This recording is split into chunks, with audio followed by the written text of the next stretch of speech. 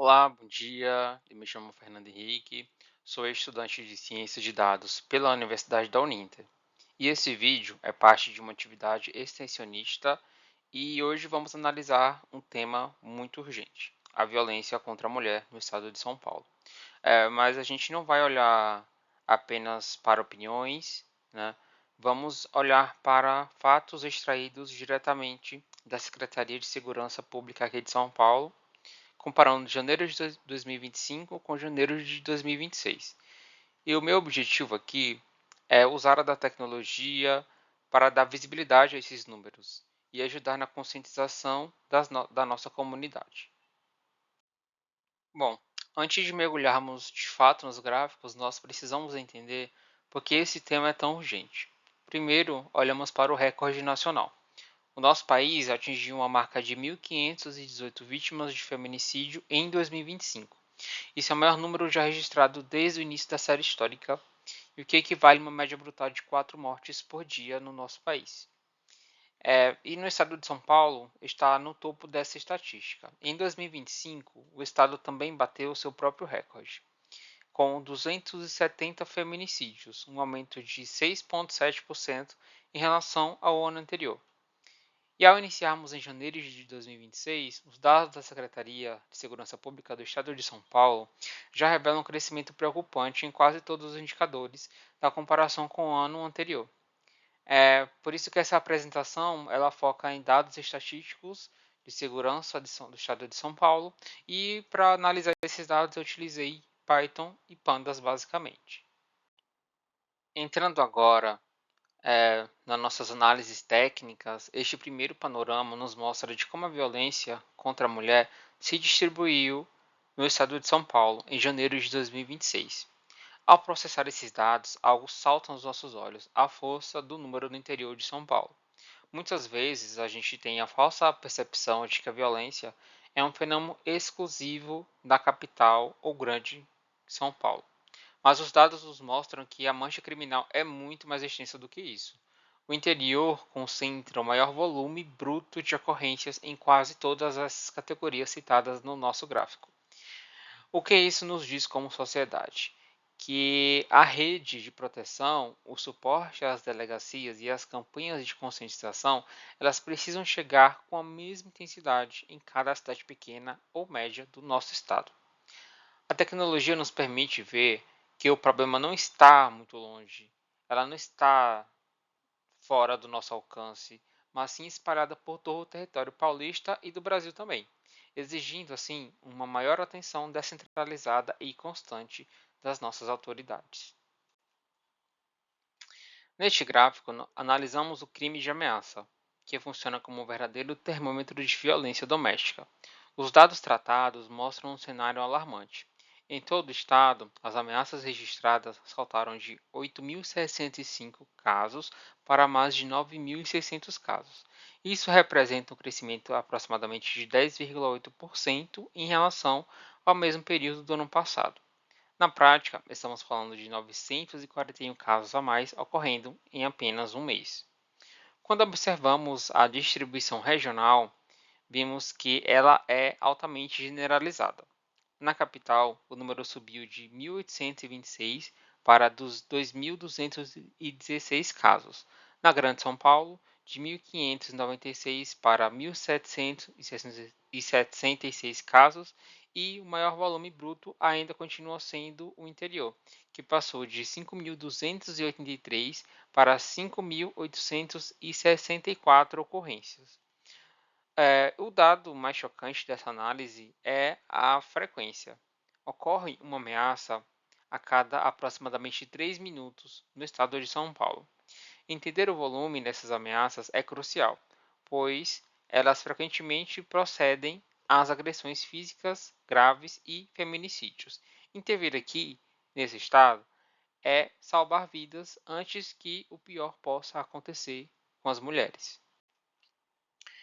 Chegando agora num dado mais crítico do nosso estudo, que é o dado de feminicídio. Os números de janeiro de 2026 mostram uma tendência extremamente preocupante, com um total de 27 mulheres assassinadas em apenas 31 dias.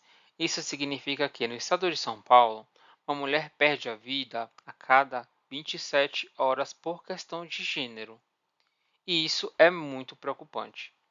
Ao compararmos com janeiro de 2025, vemos uma alta de 22,7%, saltando de 22 para 27 vítimas. A distribuição geográfica revela um desafio enorme para as políticas públicas. O interior concentra 77,8% dos casos, com 21 das 27 mortes ocorrendo fora da capital e da Grande São Paulo. Enquanto a capital registrou 5 casos, a Grande São Paulo registrou 1, e o interior saltou de 17 para 21 vítimas. Esses dados evidenciam uma dificuldade de acesso às redes de proteção em cidades menores e reforçam que o feminicídio é o desfecho que pode ser evitável e trata-se de um ciclo que precisamos interromper com uma certa urgência.